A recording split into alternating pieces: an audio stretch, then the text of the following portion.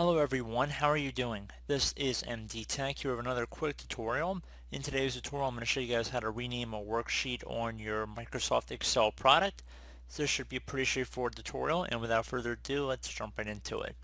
So you can see on the bottom of our Microsoft Excel window here, you can scroll between the tabs by just left clicking on each tab.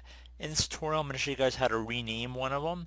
So let's just say my cooking stats here, which is my first sheet, I'm going to double click on it. Once you've double clicked on it, you can just go and backspace over it, so just delete whatever's in there, and then you can name it whatever you want. So you can call it new sheet, whatever you want. Pretty straightforward. So that was pretty neat. Again, just double clicking on it, and then you'll have the ability to actually type inside of it. So if you want to expand something, so if you want to do new Excel sheet, you can. And I'm just hitting enter in order to save it. You can also just click outside of the sheet name, and it should also save it as well.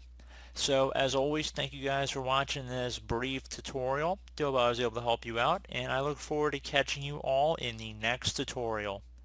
Goodbye.